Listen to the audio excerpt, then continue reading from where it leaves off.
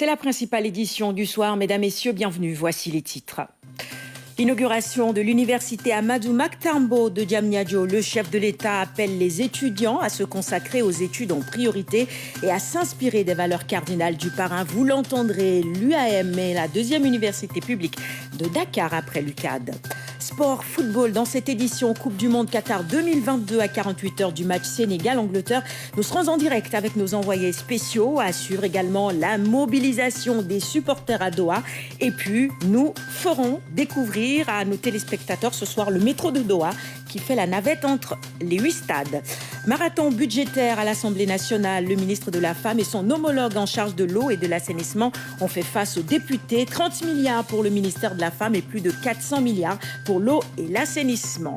Un nouveau plan décennal de gestion des inondations est en cours d'élaboration. Il couvre la période 2023-2033. Ce programme est avant tout un outil d'adaptation et de résilience face au changement climatique. Et nous ouvrons ce journal par la feuille d'audience du chef de l'État. Le président de la République a reçu ce vendredi le directeur général délégué de la Société Générale. Philippe Emrich est à Dakar pour les besoins du 60e anniversaire de l'engagement de la Société Générale au Sénégal. Les infrastructures, l'implication dans l'économie locale et le soutien aux PME, autant de sujets abordés. Le voici à sa sortie d'audience. Nous avons d'abord commencé par évoquer le 60e anniversaire de l'engagement de la Société Générale au Sénégal, puisque ça fait 60 ans que nous sommes présents. C'était aussi l'occasion de présenter le nouveau directeur général de notre filiale, Harold Kofi, qui a pris ses fonctions il y a quelques mois. Et puis surtout, c'était pour parler de notre ambition partagée, compte tenu des formidables projets qu'il y a dans le pays, alors qui sont des projets d'infrastructure, des projets de l'État, et on les a très largement passés en revue. Ils sont absolument essentiels pour le présent du pays et pour son avenir. Et puis ça a été aussi l'occasion de parler de notre engagement et de notre soutien auprès des entreprises, notamment des PME, ainsi que des particuliers. Puis aussi, on a abordé tout le sujet de l'implication de Société Générale dans l'économie locale, puisque nous sommes non seulement une banque, mais aussi un employeur important. Nous avons des back-office mutualisés qui sont présents ici à Dakar. Nous avons aussi des services monétiques qui traitent toutes nos opérations pour l'Afrique de l'Ouest. Donc voilà, c'était un formidable moment, l'occasion de partager toutes ces ambitions. On est véritablement dans une logique de partenariat long terme. On croit à l'énergie vitale qu'il y a dans ce pays et la Société Générale sera ravie de l'accompagner. Et nous reparlons de l'inauguration de l'université Amadou Mahtar. C'était hier. À l'occasion, le président Macky Sall a invité les étudiants à se consacrer à leurs études pour, dans le futur, faire partie de l'élite du pays. L'essentiel, c'est d'étudier et de ne jamais se laisser divertir dans le travail, confie ainsi le chef de l'État, lui-même ancien dirigeant du mouvement estudiantin. Nous l'écoutons. On va essayer de former une élite à Diamniadio. C'est une ville moderne, une ville intelligente. Je ne crois pas qu'on aura ici des étudiants qui vont casser quoi que ce soit. En tant qu'ancien dirigeant du mouvement estudiantin, mes profs sont là, ils le savent. Par moments, je leur ai montré des vertes et des pas mûres. Mais je savais où était l'essentiel. L'essentiel pour un étudiant, c'est d'étudier. Ce n'est pas de revendiquer, de casser. C'est quelles que soient les revendications, de toute façon, les problèmes, vous ne pourrez jamais les résoudre. D'autres générations viendront, reprendront les mêmes revendications, et puis la vie avancera ainsi. On n'avait pas des amphithéâtres de cette dimension. On n'avait pas assez d'universités, assez de pavillons. Aujourd'hui, dans ce site, vous avez un restaurant déjà de 1000 places assises. Ça n'existait pas de notre temps. Donc, il faut étudier, ne vous laissez pas embrigader dans des voies sans lendemain. Sans lendemain. Donc, il faut continuer à étudier pour faire partie de l'élite qui doit assurer l'émergence du Sénégal. Je sais ce qu'est la vie d'un étudiant, j'en étais un. Et j'en connais un peu sur l'état d'esprit du campus. C'est normal, c'est quand on est jeune, qu'on a de l'énergie, qu'on doit revendiquer, c'est normal. Ça fait partie du métabolisme d'un jeune et d'un adolescent. Il faut qu'il s'exprime, qu'il bouge, qu'il manifeste. S'il ne le fait pas, il faut s'interroger et s'inquiéter. Mais cela ne veut pas dire qu'on doit tout casser. Non, c'est un jeu de rôle. Il faut comprendre le rôle qu'on doit jouer et puis après on passe à autre chose. On recherche de l'emploi, on fait de la formation, post-doc, on devient enseignant ou ingénieur ou n'importe quelle autre fonction. Et on contribue ainsi dans la marche de son pays. Mais la grande leçon que j'ai surtout apprise, c'est de ne jamais me laisser divertir dans le travail. Et avec l'inauguration de l'université Amadou Mahtar Mbow de Diamniadio, notre pays franchit une autre étape qualitative dans sa marche résolue vers l'émergence. L'établissement vient renforcer le cerveau de la nouvelle ville de Diamniadio. Les étudiants ont été invités à s'inspirer des valeurs cardinales de leur parrain, Amadou Mahtar Mbow, qui a gracieusement offert sa bibliothèque à l'UAM, Aboubakry Kane. La carte universitaire du Sénégal s'agrandit avec la mise en service de l'université Amadou Mahtar Mbow de Diamniadio. Le pôle intellectuel et scientifique de la nouvelle ville se renforce ainsi, contribuant à sa vocation de cité moderne, multifonctionnelle et inclusive. Ce nouvel établissement universitaire, futuriste, dans sa conception et sa réalisation, est doté entre autres de commodités de différents réceptacles pédagogiques, de 3000 places, d'un amphi de 1500 qui nous accueille, d'une grande bibliothèque, de laboratoires et blocs administratifs. Nous élargissons ainsi la carte de l'enseignement supérieur du Sénégal en offrant à nos étudiants, à nos jeunes bacheliers, de nouvelles possibilités d'accueil et d'éclosion de leurs talents.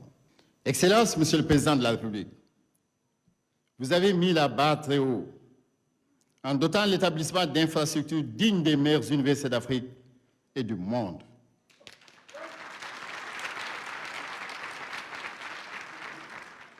Ces bâtiments visités répondent parfaitement aux normes pédagogiques en termes de qualité, de sonorisation, de confort visuel et thermique, de sécurité pour des conditions optimales de formation, d'études et de recherche. Je souhaite réaffirmer avec force, ici et maintenant, que toute la communauté de l'IA vous dit à l'unisson « Merci, Excellence, Monsieur le Président de la République ». L'université porte le nom du patriarche Amadou Mahtar Mbow, un parrain dont le parcours prestigieux force le respect. Avec le patriarche Amadou Mahtar Mbow, un illustre fils du Sénégal, cette université ne saurait trouver meilleur parrain. Ce grand et bel édifice renforce le maillage universitaire de notre pays et consolide ainsi l'infrastructure de qualité que vous ambitionnez pour notre pays. Tous ses proches vous remercient très sincèrement pour cette marque de reconnaissance et cet honneur fait à notre parent envers qui vous avez toujours manifesté un grand respect et une filiale affection. Je salue avec respect et affection le doyen Amadou Mahtar Mbow et lui exprime toute notre gratitude pour avoir cédé sa riche bibliothèque à l'université qui porte son nom. Merci beaucoup, c'est un grand geste. C'est tout un symbole de transmission du savoir. Mais au-delà des infrastructures, de leur commodité et des enseignements, la pérennité et la réputation de l'UAM dépendront surtout de la qualité des hommes et femmes qui la fréquentent. Vous avez donc, chères étudiantes et chers étudiants, un encadrement de qualité. Soyez des apprenants de qualité. Donc il faut continuer à étudier pour faire partie de l'élite qui doit assurer l'émergence du Sénégal. Monsieur le Président de la République, toute la communauté estudiantine de l'UAM vous dit merci du fond du cœur. Et au-delà, c'est toute la jeunesse sénégalaise et africaine qui vous exprime sa gratitude, sa reconnaissance, son profond respect. Les quelques installations sommaires de Diamniadio d'il y a une dizaine d'années cèdent aujourd'hui la place à des infrastructures structurantes, fruit d'un travail acharné et de la volonté constante du président Macky Sall d'en faire le symbole de l'émergence. À la fin, seul le travail paye. Être étudiant donc n'est pas un statut permanent, comme disent certains l'Albasan. Mais c'est un passage éphémère de la vie qui doit ouvrir la voie à d'autres perspectives. Surtout que vous êtes la relève pour demain.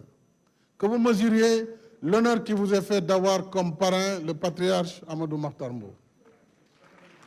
Que chacun de vous aille consulter le CV du parrain et méditer sur son riche parcours pour en faire une source d'inspiration et de résilience dans la quête de l'excellence, surtout qu'il vous a offert sa bibliothèque. Plus qu'une formation, un avenir à construire.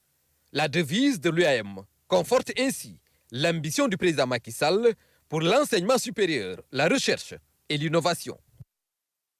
Tout autre chose à présent, sport à 48 heures du match de 8e de finale entre le Sénégal et l'Angleterre. Eh bien, c'est la grande mobilisation du côté des supporters sénégalais, notamment Ali Kaza qui affûte ses armes et se prépare à livrer bataille dans les gradins pour faire entendre et faire sentir la diversité de la culture sénégalaise et pousser ainsi les Lions à la victoire. Le comité local des supporters a également battu le rappel des troupes. Pape Biram Ndiaye.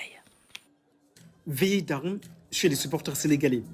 Ali Kaza, dont le tempo d'une montée en puissance de l'équipe nationale du Sénégal dans cette Coupe du Monde Qatar 2022.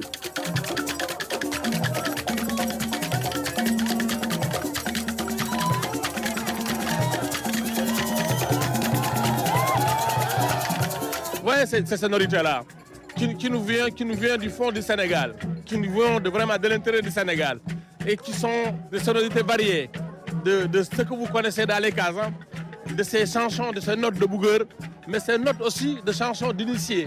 Et qui disent, sa chanson dit, nous sommes prêts pour la finale. C'est ce que dit la chanson. Nous sommes prêts. Salut le Qatar, bonjour les Qatariens, nos frères Qatariens, nos sœurs Qatariens.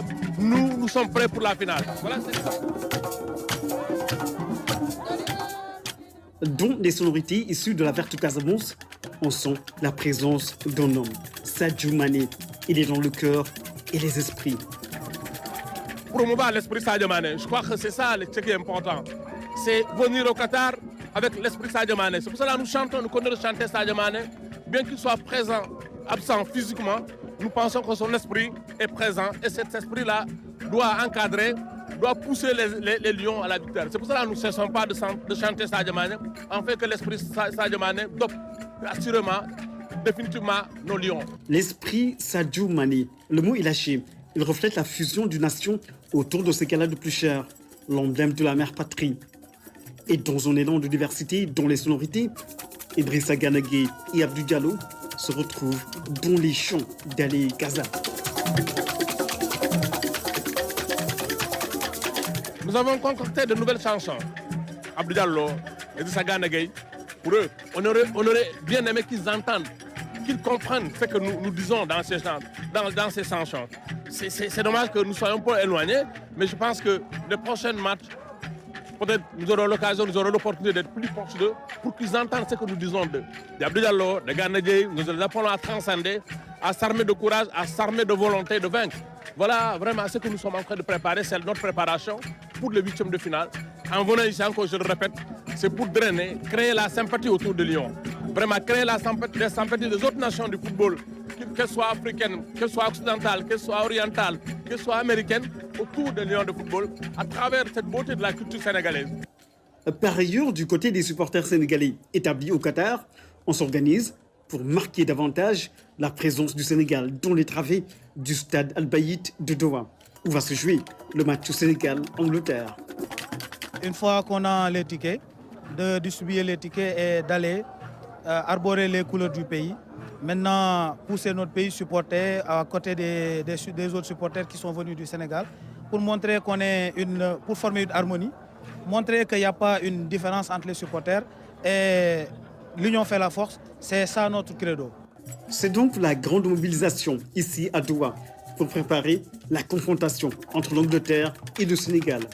Le Sénégal qui retient son souffle à moins de 48 heures de ce match. Belle ambiance à Doha. Nous y restons. Hier, les Lions du Sénégal ont effectué leur séance d'entraînement. Nampalis Mendy et Youssouf Sabaly ont été préservés.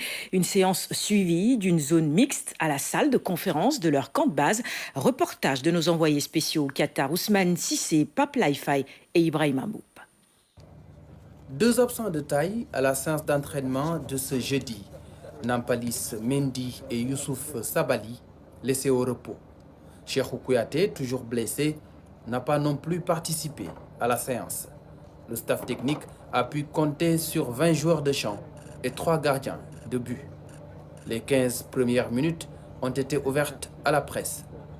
Après près d'une heure d'attente, place à la zone mixte, au médiacentre du camp de base de l'équipe nationale. Le groupe y vit bien et qu'on est concentré. Aujourd'hui, vous avez vu le début de l'entraînement, comment ça s'est bien passé. Et on a un bon état d'esprit. On reste concentré parce qu'on est des professionnels et on sait que tous les matchs sont importants parce que nous, on est venus pour jouer des finales. Tout le monde sait qu'on parle d'une Coupe du Monde, que rien ne va être facile et on est toujours prêt. Le 8e de finale face à l'Angleterre, au centre de toutes les discussions et des questions des journalistes. Une affiche qui fait saliver. Est-ce qu'on est prêt pour ce match? Il faut juste regarder l'affiche. C'est une belle affiche. Il faut juste croire en nous. C'est le plus important, c'est de croire en nous. On sait très bien que c'est une équipe pas facile à jouer. Donc on a toutes nos chances aussi. Donc à nous de faire le maximum. Et après, on verra. Nous avons préparé le match comme nous avons préparé les matchs. On prépare ce match comme on l'a fait dans les rencontres précédentes. On prie pour une issue heureuse. Ce groupe est une famille. On travaille pour aller de l'avant. Nous croyons en notre équipe, quel que soit l'adversaire. Les Français pensent que l'Angleterre nous battra. Nous connaissons nos forces et notre potentiel. Nous jouerons ce match pour le gagner. Donc, nous allons pour gagner le match, Inch'Allah. Beaucoup d'envoyés spéciaux de la presse anglaise ont assisté à la séance d'entraînement des Lions, à la quête d'infos utiles sur l'équipe du Sénégal. Et aujourd'hui, ce vendredi donc, l'équipe nationale s'est entraînée à huis clos. Une de nos équipes en a profité pour aller à la découverte du métro de Doha qui assure la desserte entre les 8 stades de la Coupe du Monde. Chaque jour, des milliers de supporters, d'officiels et de journalistes voyagent à bord et gratuitement, suivant le reportage de nos envoyés spéciaux toujours, Ousmane Cissé, Pape Laïfaï et Ibrahim Mboup. Vendredi, jour de repos à Doha avec la Coupe du Monde. Changement de décor. Dans toutes les stations de métro, les volontaires indiquent la voie aux fans. Ils ne veulent pas perdre de temps dans les bouchons pour aller suivre les matchs. Le métro reste le moyen de transport le plus efficace. Very good. The metro is very good. C'est bien, c'est rapide. Il y a beaucoup de passagers. On peut aller n'importe où avec le métro. Very, very good. Our metro infrastructure is one of the best. Le métro, c'est de la haute technologie. C'est magnifique. It's very beautiful. Le métro de Doha est ultra moderne. Il est mis en service en mai 2019. Pendant le mondial, il grouille de monde. Une belle ambiance avec des supporters passionnés.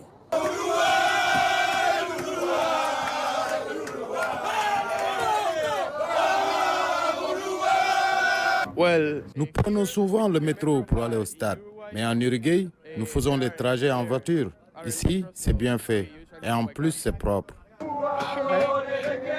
C'est fantastique. Une très belle ambiance partout. C'est incroyable. D'une ligne à une autre, les supporters sont en grand nombre. Les affiches du jour mobilisent beaucoup de monde. À bord du métro, on arrive à contempler les autres facettes de Doha. Après un trajet d'Al-Sad à Al-Wakra, La dernière station, c'est la descente.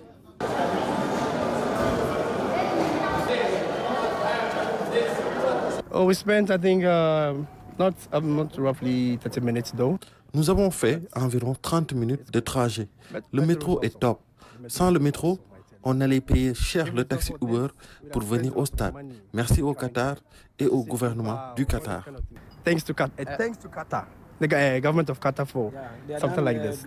Tout juste à 100 mètres, les bus assurent la liaison entre la station de métro et le stade Al-Janoub devant accueillir l'affiche Ghana-Uruguay. Les supporters sont confortablement assis. En moins de 5 minutes, les voilà à l'arrivée. Les supporters des Black Stars assurent le show.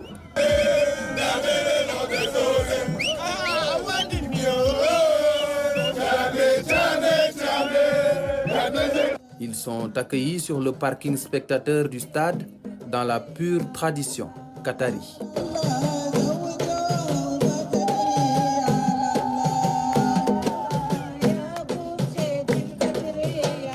Les fans profitent bien du moment et de l'ambiance avant d'aller suivre le match Ghana-Uruguay au moment où le soleil s'apprête à aller se coucher. Encore de représentants pour le continent dans cette compétition. Autre chose à présent, quel est le rôle du journaliste dans la lutte contre le terrorisme? La coalition islamique militaire contre ce fléau y réfléchit présentement à Riyad, dans la capitale de l'Arabie Saoudite. Un symposium rassemble plusieurs spécialistes des médias sur la question. Envoyé spécial, Moussa Mané. Loin des immeubles qui poussent comme des champignons dans la capitale Riyad, sur un coin du désert, se dressent les bâtiments qui abritent le siège de la coalition islamique militaire contre le terrorisme. Après le 11 septembre, les pays islamiques sont sous l'œil du cyclone, avec toutes sortes d'attaques par les groupes terroristes. C'est ainsi qu'en 2015, l'Arabie saoudite a appelé à la mise en place d'une coalition. Sa mission est de coordonner la lutte contre ce fléau des temps modernes. Il s'agit ici de combattre la rhétorique en montrant la diversité intellectuelle de l'islam. Pour ce domaine, les médias demeurent un allié de taille, d'où le symposium qui a pour thème « Rôle des médias dans la lutte contre le terrorisme ». Les terroristes viennent des maîtres des médias en connaissant et en appliquant les principes de buse médiatique dans la plupart de leurs activités. Non seulement ils possèdent maintenant l'équipement technique nécessaire comme les caméras vidéo et les équipements Internet, mais ils savent généralement lire l'heure et créer les images qui peuvent assurer un impact maximal à travers les médias. Parmi les intervenants, le ministre sierra-léonais de l'Information et de la Communication. Il est revenu sur les mécanismes mis en place par son gouvernement pour protéger la population contre ce fléau. Toutefois, la menace est là, a-t-il dit. Le terrorisme gagne de plus en plus du terrain en Afrique de l'Ouest. On doit tout faire pour faire face à ce phénomène. Et pour cela, je pense que nous devons mettre l'accent sur l'éducation et la formation des jeunes afin qu'ils se détournent des discours des terroristes. Nous devons aussi travailler pour éradiquer la pauvreté. Le docteur Ibrahim Zakaria Moussa de l'Université islamique des Maldives est revenu sur l'utilisation des médias par les terroristes. Donc les professionnels des médias doivent avoir de la science, d'avoir des méthodes pour la lutte contre ce type de terrorisme. Les méthodes utilisées par les terroristes pour influencer les esprits.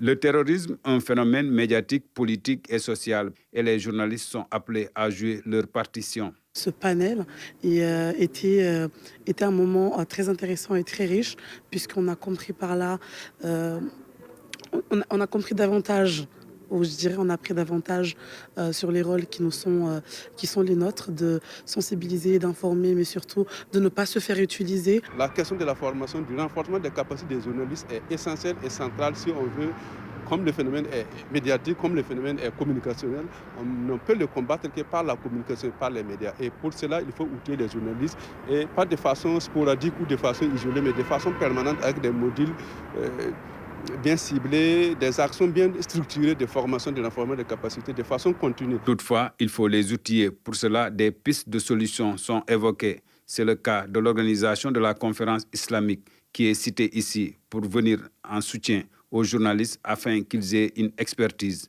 pour mieux traiter les questions liées au terrorisme. Allez, la liaison est meilleure. Nous retrouvons maintenant Pape Biram Biguedia en direct de Doha. Bonsoir Pape Biram. Bonsoir Sarah. Alors, quelles sont les nouvelles de la tanière ce soir? Disons, pas de nouvelles, bonnes nouvelles. Aujourd'hui, c'était séance d'entraînement à huis clos. Il n'y a pas eu de séance ouverte à la presse, notamment. Mais ce qu'il faut dire, c'est que les joueurs qui étaient absents hier, c'est-à-dire Nampalys Mendy et un autre joueur sénégalais de la tanière qui n'était pas présent à la séance, ont rejoint le groupe de performance. Alors, ce qu'il faut dire, c'est que l'équipe est en train de préparer sérieusement, sereinement cette rencontre face à l'équipe d'Angleterre. L'Angleterre qui reste quand même le favori de ce match-là. En tout cas, c'est ce qui se dit ici du côté de Doha.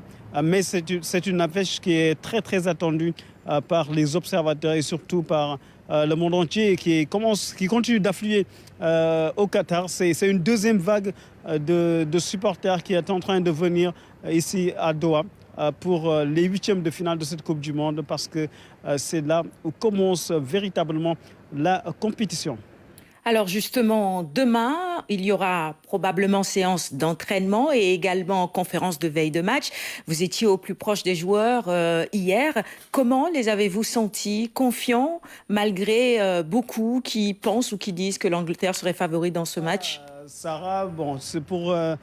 on va essayer de terminer cette...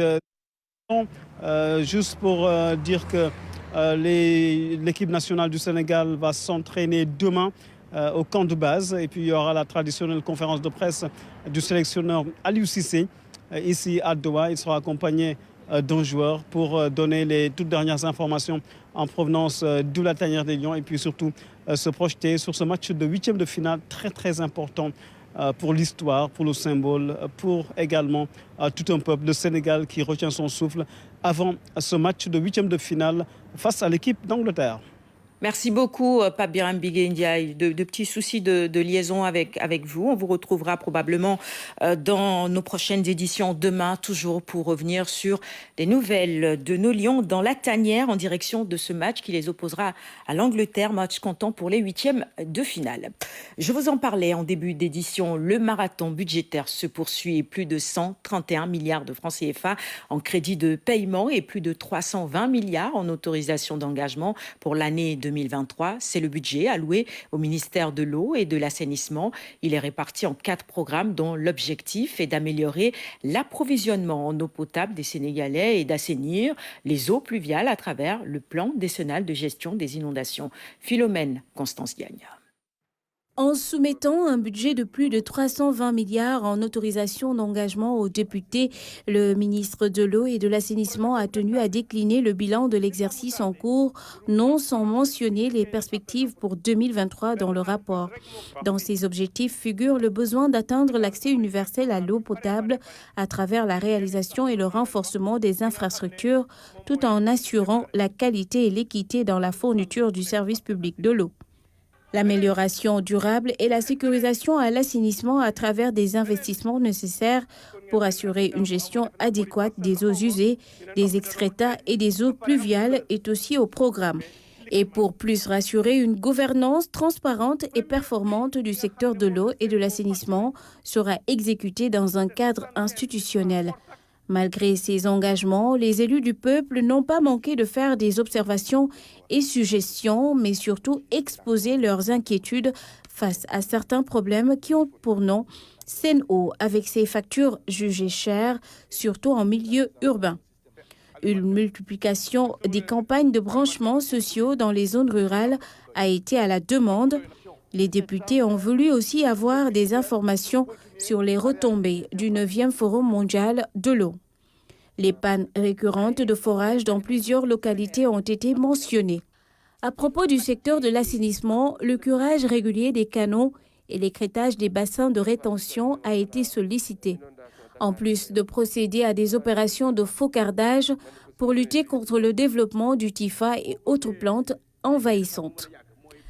Concernant le plan décennal de gestion des inondations, les députés se sont interrogés sur l'impact financier important du plan Orsec dans la gestion du problème. Après plusieurs heures de débats et de réponses satisfaisantes de Serigne Mbaye Thiam, le projet de budget 2023 du ministère de l'Eau, de l'Assainissement a été adopté à la majorité. Et nous restons à l'Assemblée nationale où les députés ont adopté le projet de budget du ministère de la Femme, de la Famille et de la Protection des enfants. Il est estimé à plus de 30 milliards de francs CFA et permettra de dérouler plusieurs programmes courant 2023. Compte rendu de la plénière, Fatou Sarro. 30 milliards 789 749 000 francs CFA. C'est le budget consacré au ministère de la Femme, de la Famille et de la Protection des enfants. Par programme, il est réparti en 4 rubriques. 11 milliards 529 367 000 francs CFA pour genre et famille. 15 milliards 171 255 000 pour enfance.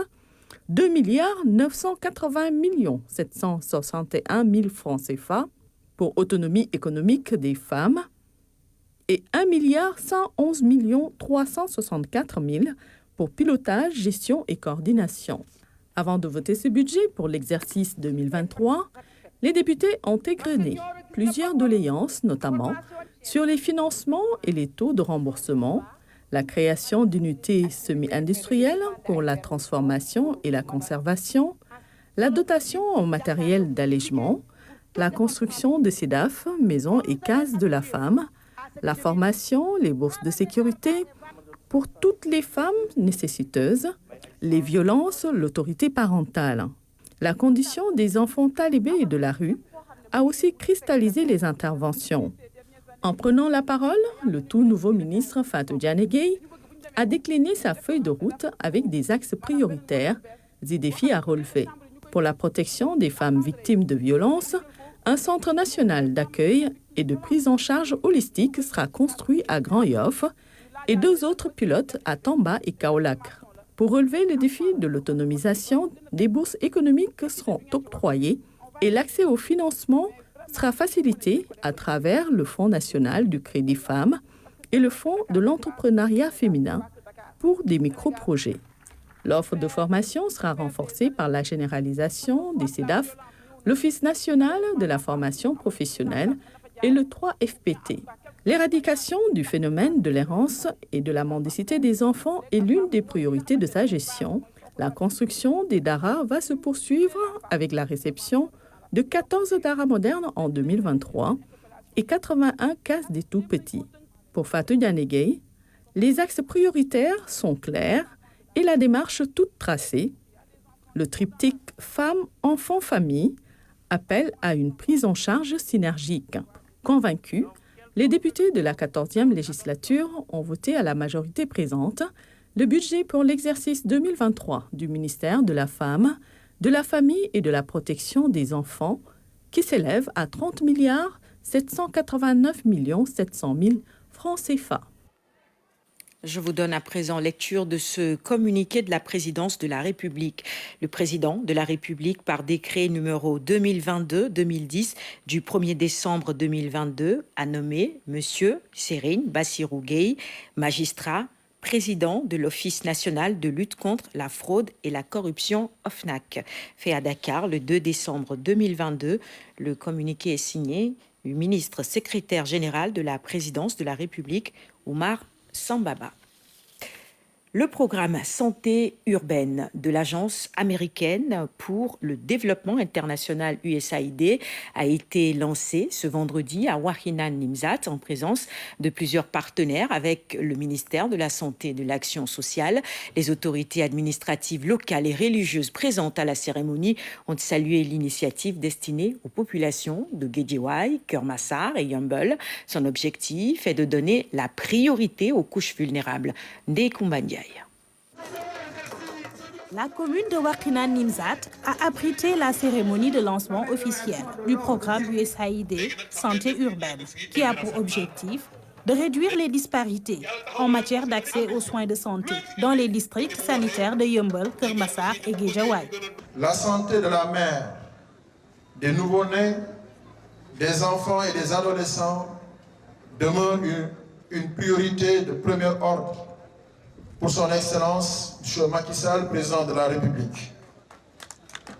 Cette option prise par le chef de l'État s'inscrit dans l'opérationnalisation de la vision d'un Sénégal où tous les individus, les ménages et les collectivités bénéficient d'un accès universel à des services de santé de qualité sans aucune forme d'exclusion. L'USAID, en collaboration avec le ministère de la Santé et de l'Action sociale, soutient les communautés locales en vue de réduire la mortalité maternelle et infantile et de prévenir les maladies. Ce projet de santé urbaine nous oblige à réfléchir et à agir de manière créative. C'est un expériment de des méthodes nouvelles et innovantes de prestation et promotion de services de santé.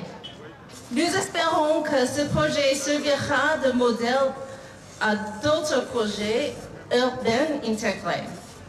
Et au nom de l'USAID, je voudrais réitérer l'engagement de l'USAID à travailler en partenariat avec ses homologues du gouvernement du Sénégal et ses partenaires locaux pour promouvoir un programme de développement global répondant aux besoins de toutes les populations. Les autorités ont salué l'initiative de l'agence américaine, non sans rappeler les actions de l'État du Sénégal, surtout pendant la période de Covid-19. Le projet USAID Santé urbaine témoigne de la qualité des relations entre le Sénégal et les États-Unis. Célébration de la Journée mondiale de lutte contre le sida ce 1er décembre.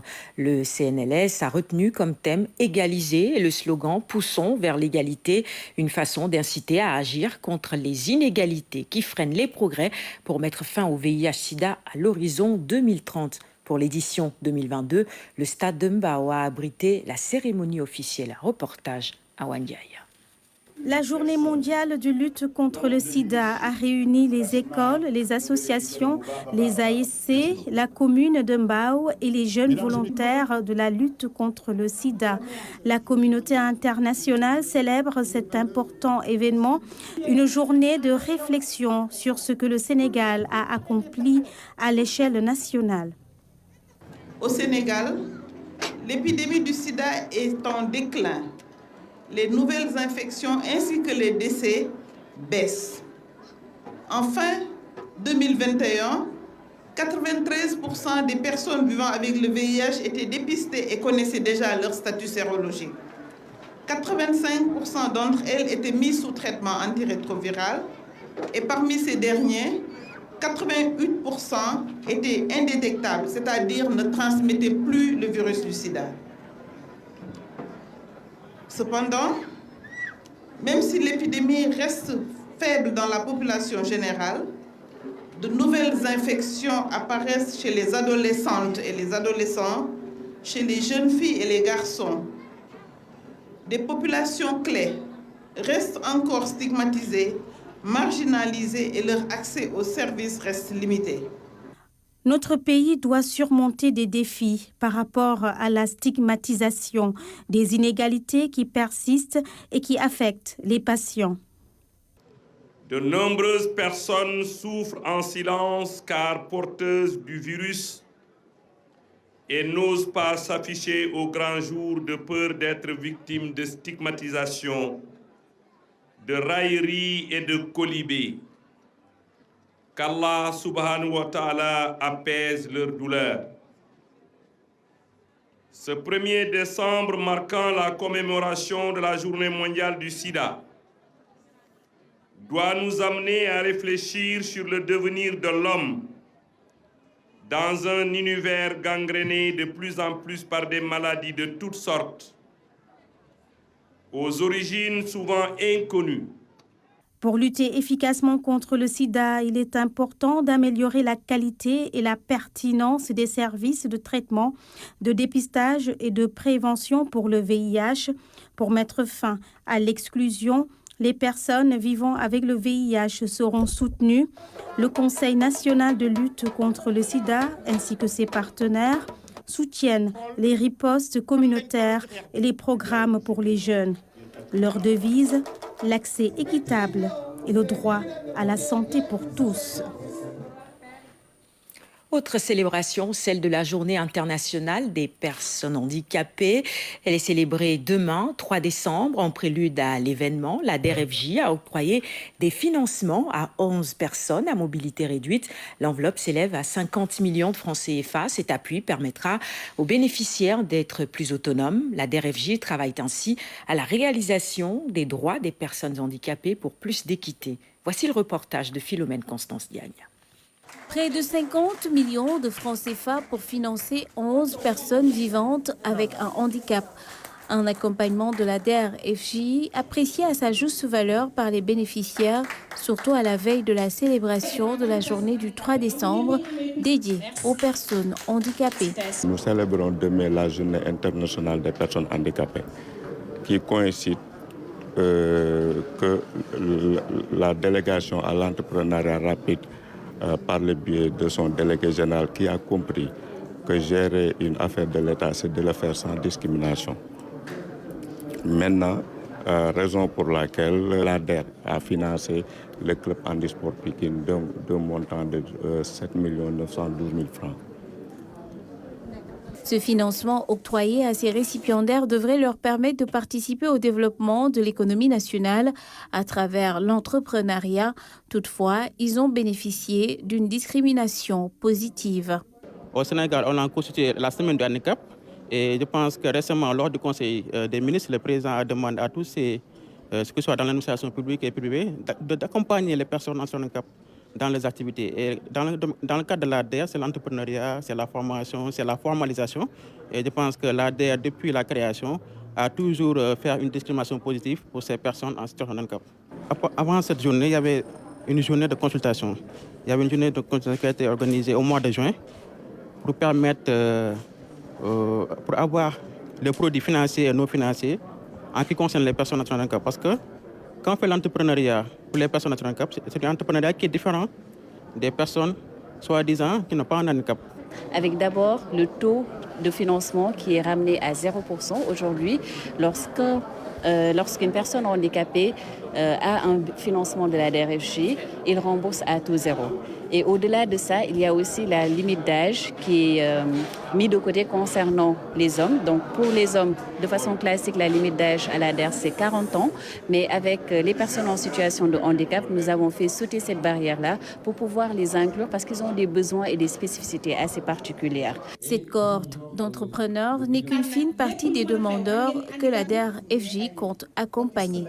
Aujourd'hui, si nous faisons un bilan par rapport aux demandes globalement reçues par les personnes en situation de handicap depuis le début de la DER, nous avons pu comptabiliser plus de 300 demandes de la part des personnes en situation de handicap à hauteur de plus de 880 millions de francs CFA. Et ce qui est intéressant, c'est qu'on ne les accompagne pas seulement sur le volet autonomisation, parce que beaucoup ont tendance à penser que pour accompagner les personnes en situation de handicap, c'est de petits financements. Vous avez pu le constater aujourd'hui, nous sommes principalement dans le guichet hors autonomisation. Donc c'est les financements de plus de 1 million avec des projets beaucoup plus structurants pour leur permettre vraiment d'avoir des projets solides avec de forts impacts. Donc ce qui est visé essentiellement, c'est l'impact du financement pour leur permettre eux-mêmes de s'autonomiser, mais de créer d'autres emplois. Après quelques moments d'échange et de présentation des différents projets financés, une remise d'attestation a été faite pour leur permettre de rentrer dans leurs fonds. La DERFJ qui accompagne donc les personnes en situation de handicap. Et puis, les travaux de la quinzaine de l'économie sociale et solidaire ont pris fin à Dakar. Pour le gouvernement et la plateforme des acteurs non étatiques, il s'agit de faire de cet outil un véritable levier de développement socio-économique. Hamidou Diop. La cérémonie de clôture de la quinzaine de l'économie sociale et solidaire intervient après la tournée du ministre dans plusieurs régions du pays. L'occasion de constater toute l'utilité et l'envergure de cet outil qui peut jouer les premiers rôles dans le développement socio-économique des terroirs. Ce secteur polarise la moitié des effectifs de notre pays et peut constituer un véritable accélérateur de croissance. C'est pourquoi le président de la République Son Excellence Macky Sall, visionnaire et empreint d'humanisme, on a fait la seconde initiative de ce présent quinquennat. L'économie sociale et solidaire est un secteur porteur de développement durable. C'est la conviction de tous les acteurs qui bénéficient déjà d'un cadre institutionnel favorable à travers la loi d'orientation relative à celle-ci. Donc c'était important qu'on procède un peu à la vulgarisation de ce cadre auprès des acteurs, de discuter, de partager les expériences. L'économie sociale et solidaire, par définition, désigne un ensemble d'entreprises organisées sous forme de coopératives dont les principes de fonctionnement sont fondés sur un principe de solidarité et d'utilité sociale. Au Sénégal, le principal défi de l'économie sociale et solidaire reste sa reconnaissance comme mode de développement de l'économie réelle. Promouvoir la filière Fonio pour accompagner le développement endogène à Kédougou, c'est le défi que le gouvernement entend relever. Des études seront menées pour faire le diagnostic exhaustif de toute la chaîne de valeur. Explication, Djoroudia. À Kédougou, le ministre de l'économie sociale et solidaire s'est rendu à Koba Club, une unité de transformation du Fonio. Victorine Dey a échangé avec Aïssatou Ayandiaï, qui a assuré la relance de cette céréale dans la zone. Avant, on pouvait rester pendant 3 mois sans pouvoir vendre ne serait-ce qu'un seul sac de fonio. Alors, on a eu la chance de tomber sur Oula Nafa, qui nous a fait confiance et a travaillé avec nous pendant 15 jours. C'est ainsi que nos produits ont été distribués partout au Sénégal. Après, nous avons préparé le fonio à l'hôpital principal de Dakar, puis à l'université Cheikh Anta Diop de Dakar et à la foire internationale. Depuis lors, les sachets de fonio se vendent comme des petits pains dans tout le Sénégal. Au sein du ministère, il y a la promotion, le programme promotion de la microfinance. Et nous avons le programme promotion de l'économie sociale et solidaire. Mais en insistant, en appuyant les acteurs de l'économie sociale et solidaire, nous sommes en même temps dans la logique de la promotion de la microfinance, dans la mesure où nous avons capacité et accompagner des acteurs qui seront des consommateurs des produits financiers, parce qu'ils seront à même d'avoir une activité rentable qui leur permette de rembourser valablement leur crédit, parce nous aurons pu augmenter le rendement et la rentabilité de leur activité. Pour booster les rendements et structurer toute la chaîne de valeur, afin d'assurer un accompagnement technique et un appui financier aux 150 groupements de femmes dirigés par Aïssatou Ayandiaï, la tutelle va envoyer une équipe pour un diagnostic de la filière Fonio à Kédougou. Pour travailler avec les différents acteurs, pour structurer la chaîne de valeur, puisqu'aujourd'hui nous parlons du Fonio, et pour que très rapidement, dans un délai d'1 mois, que les premiers financements puissent être accordés et que les bénéficiaires, les acteurs et les actrices de l'économie sociale et solidaire puissent valablement renforcer leurs capacités financières. Les hommes sont dans la production. Donc si cette production aussi n'est pas sécurisée, nous risquons de nous retrouver avec un problème d'approvisionnement. Fort rapide. La DER nous a appuyés en octroyant des crédits aux femmes qui s'activent dans la production de fonio, des crédits allant de 500 000 à 1 million de francs. Nous remercions également le PADER qui aujourd'hui est en train de construire un centre multifonctionnel pour la transformation du céréal, plus particulièrement le fonio. Et là-bas, les femmes qui n'ont pas de matériel de transformation pourront aller là-bas, sécher leur fonio, transformer, puis conditionner et vendre dans les meilleures conditions.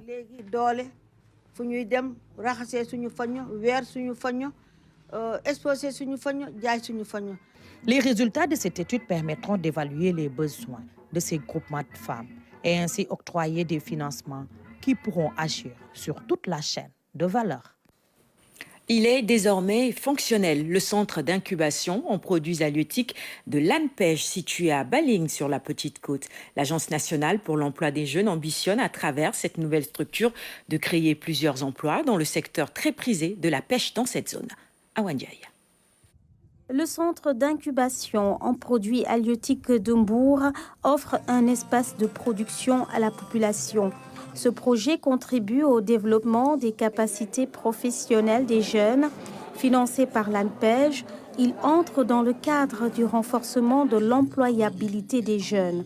Les activités génératrices de revenus sont prioritaires. On peut citer la transformation des produits halieutiques.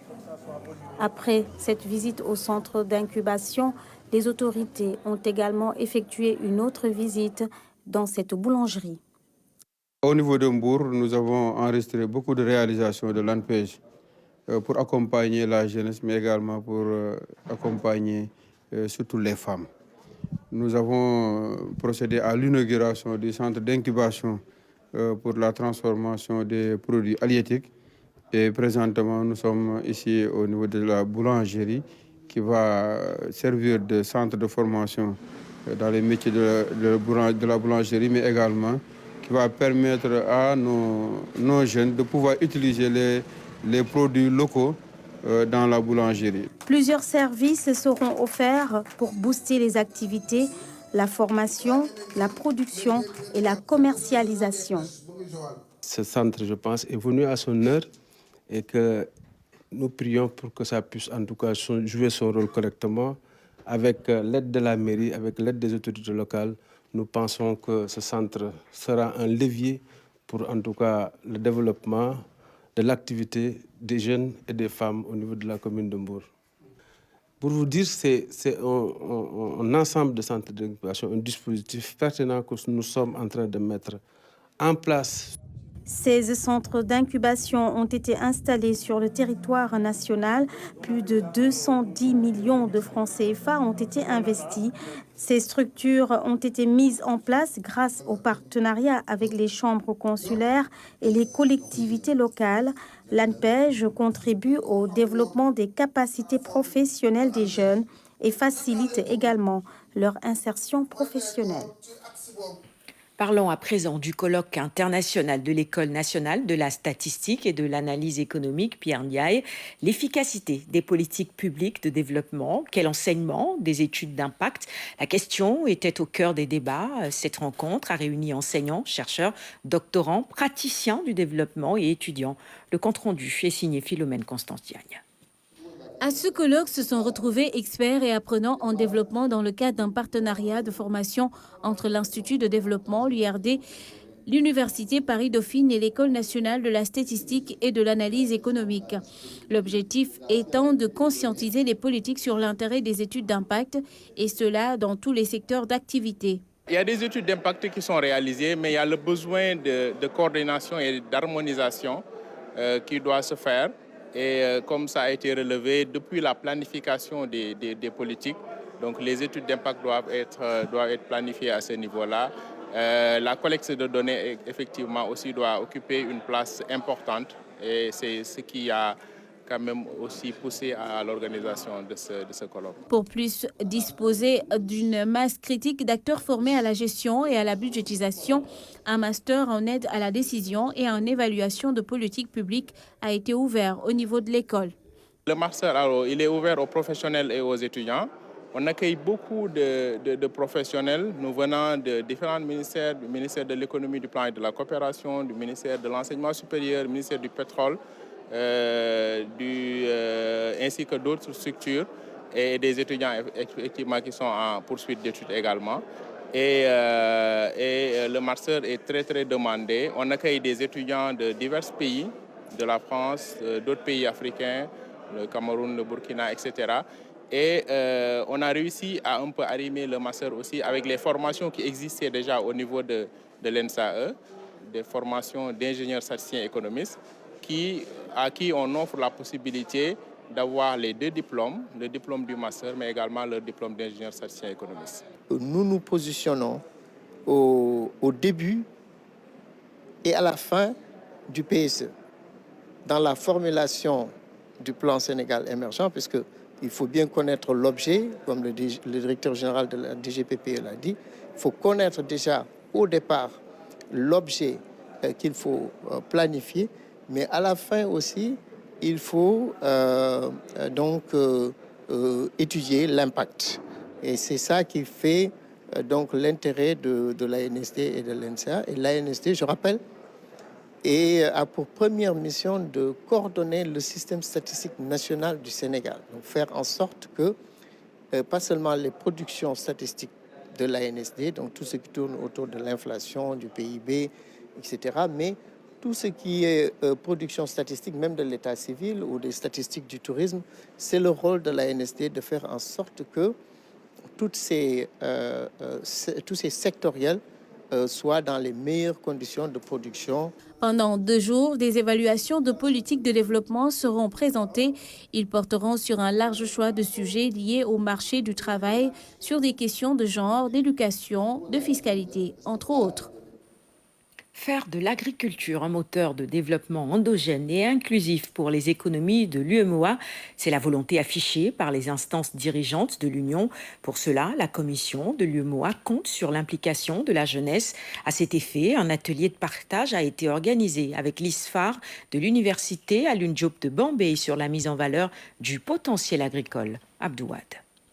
Comment intéresser la jeunesse à l'agriculture? C'est tout le sens de cet atelier initié par l'UEMOA.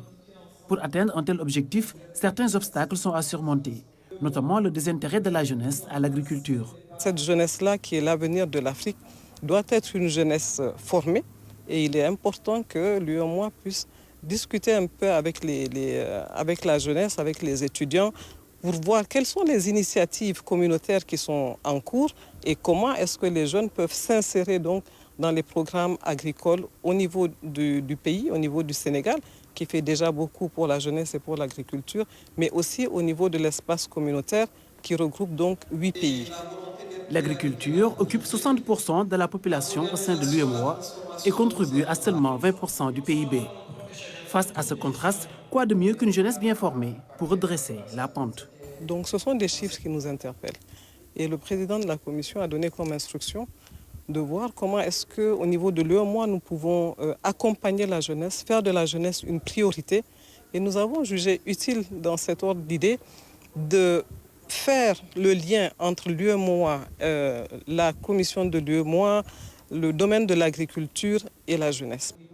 Face aux étudiants de l'Institut supérieur de formation agricole et rurale, la représentation de l'UEMOA a mis l'accent sur la valorisation des activités agricoles pour favoriser la croissance. L'agriculture est considérée a toujours été considérée comme le parent pauvre, mais nous nous rendons compte aujourd'hui qu'une agriculture connectée, une agriculture technique et technologique est une agriculture qui peut rapporter une grande part dans l'économie des pays, mais surtout c'est une agriculture qui peut nourrir le monde. Et il est important que nous puissions intéresser la jeunesse à toute cette technologie autour de l'agriculture pour qu'ils en fassent vraiment un levier de développement. Cette rencontre avec les étudiants de Bambey est la dernière d'une série d'activités de promotion de l'agriculture au profit de la jeunesse. Selon la commission de l'UEMOA, avec de bonnes politiques incitatives, elle peut représenter un important vivier d'emploi pour les jeunes. L'université Hassan Sek de Ziguinchor a abrité la 7e édition de Casamance Sun. C'est une rencontre scientifique sur les énergies renouvelables. Elle est couplée cette année au Forum des innovations technologiques sur les énergies renouvelables FITER. Le thème de cette édition porte sur le développement durable dans un contexte d'exploitation de pétrole et de gaz. Abdoulaye Sinkare avec nos équipes à Ziguinchor. Réfléchir sur le développement des énergies renouvelables et vulgariser les résultats de recherche faites dans le domaine, c'est l'objectif du Casamance Sun, initié par l'université Hassan Sek de Ziguinchor et qui en est à sa 7e édition. Il permet à des universitaires de se regrouper. Vous savez que la recherche ne doit pas être cloisonnée. Chaque chercheur ne doit pas être dans son petit coin. Les chercheurs doivent se retrouver, échanger des expériences, partager des expériences. Donc ça, c'est un aspect important de cette rencontre. Donc, un autre aspect, c'est que, je l'ai dit tout à l'heure, c'est important pour une jeune université de tenir de telles rencontres.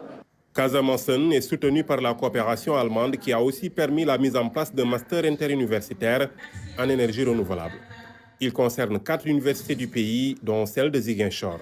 Il y a d'abord l'intérêt à moderniser le secteur énergie avec le mix énergétique et le volet des énergies renouvelables, l'efficacité énergétique, qui est toujours important. Et d'autre part, la priorité pour assurer un meilleur emploi aux jeunes, que ce soit un emploi dans des entreprises, que ce soit un emploi par des créations d'entreprises d'auto-emploi. L'édition de cette année de Casamançon est couplée au Forum sur les innovations technologiques en énergie renouvelable. Le FITER est porté par l'Agence nationale des énergies renouvelables qui compte déjà beaucoup d'actions dans la zone. La partie la plus visible, c'est l'installation de lampadaires solaires à travers les communes du sud, et de la Casamance principalement.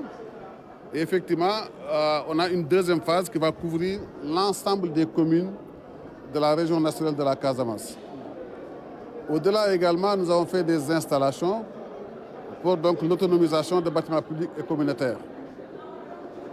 Nous avons un projet, l'appel d'offres est lancé, et même le marché en phase d'attribution, pour installer d'abord des pompes de surface au niveau de l'Anambé pour accompagner les riziculteurs.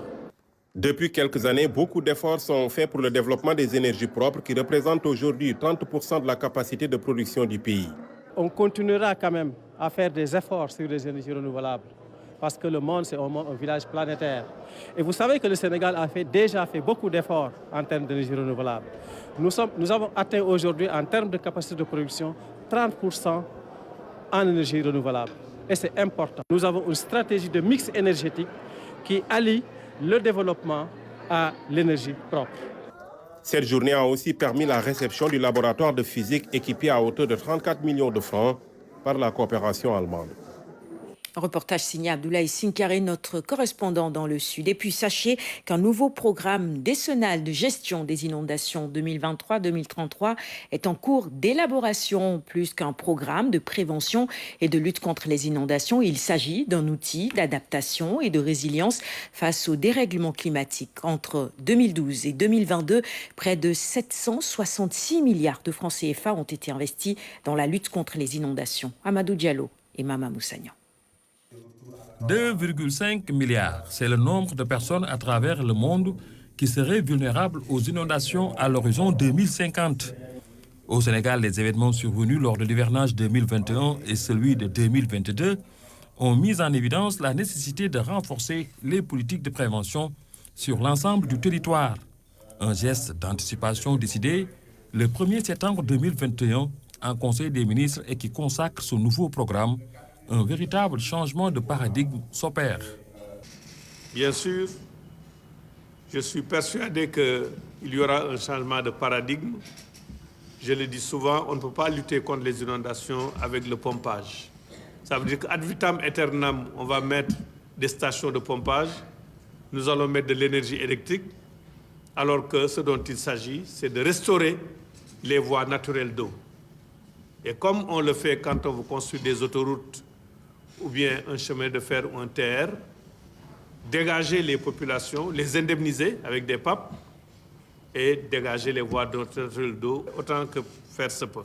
Ce nouveau programme 2023-2033 de gestion des inondations est en cohérence avec le plan national d'aménagement et de développement du territoire. Il s'inscrit également dans une dynamique de développement de la politique d'assainissement. Tout cela sous les directives du président de la République.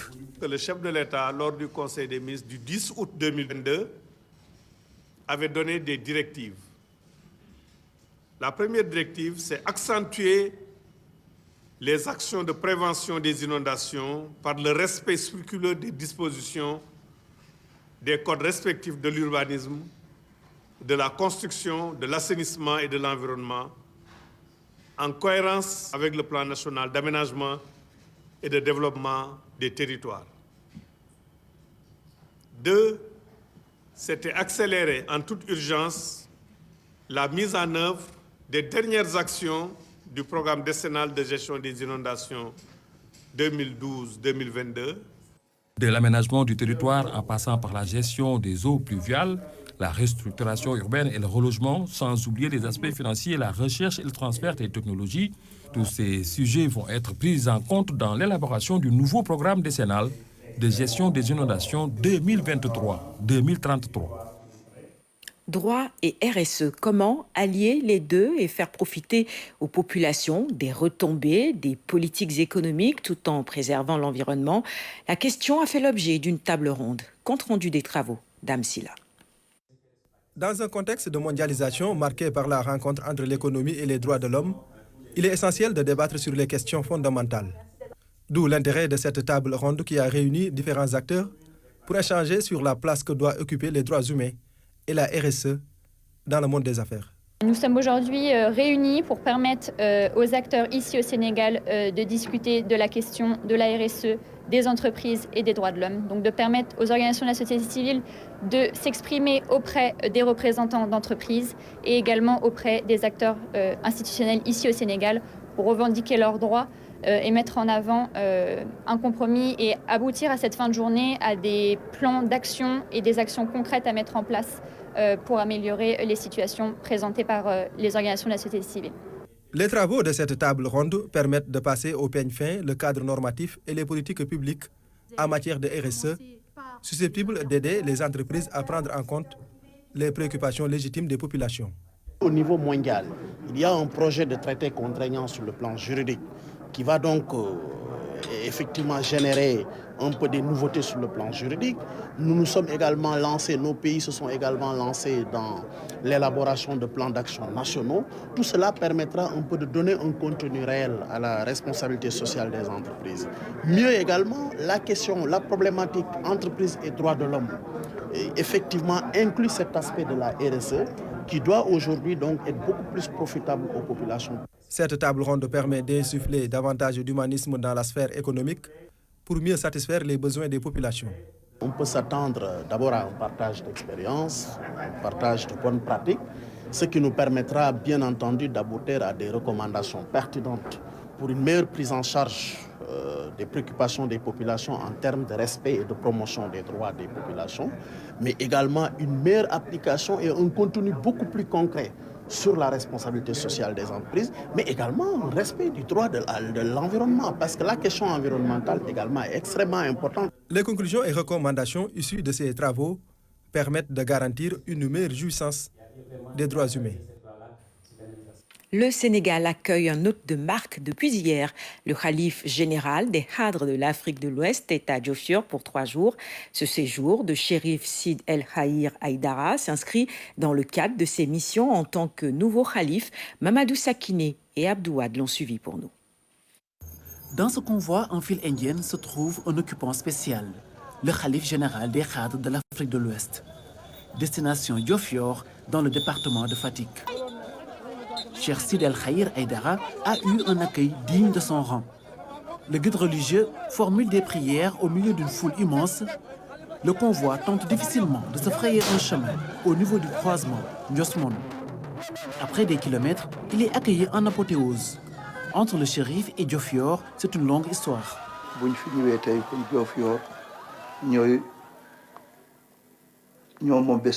Nous sommes honorés d'être à Diofior les 1er, 2 et 3 décembre. C'est ici que notre grand-père, Cheikh Sadibou, a prié pour notre père. Donc, entre Diofior et notre famille, les relations datent de très longtemps. Devant les chefs religieux, coutumiers, municipaux et fidèles, Cheikh Sid El Khahir Aïdara a remercié les autorités mauritaniennes et sénégalaises. Nous avons vu les efforts du président Macky Sall et du président Mohamed Ould Ghazouani. Nous saluons tout ce qu'ils ont fait, remercions les forces de l'ordre ainsi que les sapeurs-pompiers. Cette visite rentre dans le cadre de la mission du shérif en tant que nouveau chef suprême des Hadres. L'objectif du khalife général, c'est de travailler au renforcement de la religion, vulgariser l'enseignement du prophète Mohammed et salut sur lui. Pour rappel, le khalife général des Hadres de l'Afrique de l'Ouest est en séjour de 3 jours au Sénégal. Il fera une forte déclaration ce samedi pour clôturer son périple. Je vous redonne lecture de ce communiqué de la présidence de la République. Le président de la République, par décret numéro 2022-2010 du 1er décembre 2022, a nommé M. Serigne Bassirou Gueye, magistrat, président de l'Office national de lutte contre la fraude et la corruption OFNAC, fait à Dakar le 2 décembre 2022, le ministre secrétaire général de la présidence de la République, Oumar Sambaba. Fin de cette édition. Merci de l'avoir suivi. Nos programmes se poursuivent. Restez en notre compagnie. Excellente soirée à toutes et à tous. Et bonsoir.